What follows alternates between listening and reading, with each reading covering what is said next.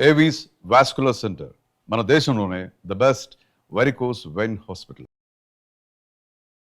కొన్ని ఇన్సిడెంట్స్ చూస్తే మనం అలర్ట్ అయ్యే టైం వచ్చింది అని చెప్పేసి అనిపిస్తూ ఉంటుందండి. ఈ మధ్య కాలంలో మనల్ని బాగా అలర్ట్ చేసిన ఒక సంఘటన ఏంటంటే కర్ణాటకలో రీసెంట్ గా జరిగిన సన్ ప్రూఫ్ ఇన్సిడెంట్ అనే చెప్పాలి.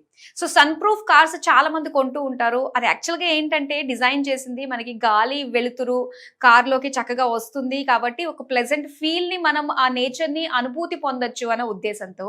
కాకపోతే సన్ ప్రూఫ్ అంటే పిల్లలు ఇష్టంగా ఆ సన్ ప్రూఫ్ లోంచి బయటకు వచ్చి కార్ స్పీడ్ గా వెళ్తున్నప్పుడు ఆ ఎయిర్ డస్ట్ అంతా కూడా ఆ ఫేస్ కి పట్టేసి చాలా ఇబ్బంది పడుతూ ఉంటారు, కానీ ఎంజాయ్ చేస్తూ ఉంటారు.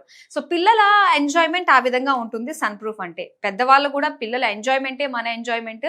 కార్ అలా వెళ్తున్నప్పుడు సన్ ప్రూఫ్ నుంచి పిల్లలు చూస్తే కూడా చాలా బాగుంటుంది అని వాళ్ళు అనుకుంటూ ఉండు. చాలా మంది కూడా కాస్త ధర ఎక్కువైనా కూడా సన్ ప్రూఫ్ కార్స్ నే కొంటూ ఉంటారు. కానీ చూసారా, ఆ కారు అలా వెళ్తున్నప్పుడు ఒక ఐరన్ రాడ్ ఒక ఆర్చ్ లాగా ఉంది. సో ఎవరైతే డ్రైవర్ ఉన్నారో అది పట్టించుకోకుండా, అది గమనించలేదు. సో కార్ తీసుకువెళ్ళి అలా అలాగానే ఆ బాబుకి తలకు కొట్టేసింది.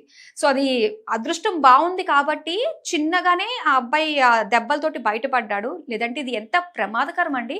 సో కంప్లీట్ మైండ్ బ్లాక్ అయిపోయే విషయం అనే చెప్పాలన్నమాట. సో ఇలాంటి కార్స్ లో మనం పిల్లల్ని తీసుకెళ్తున్నప్పుడు సన్ ప్రూఫ్ ద్వారా వాళ్ళు బయట నుంచున్నప్పుడు పేరెంట్స్ కాకపోయినా ఎవరైతే కార్ని డ్రైవ్ చేస్తున్నారో ఆ చుట్టూ ఉన్న వాటిని కూడా గమనించుకుంటూ డ్రైవ్ చేస్తే చాలా మంచిదండి. పిల్లలకి నో చెప్పలేము, కానీ కొన్ని ట్రాఫిక్ వైలెన్స్ యాక్ట్ కింద వస్తుంది ఇది కూడా.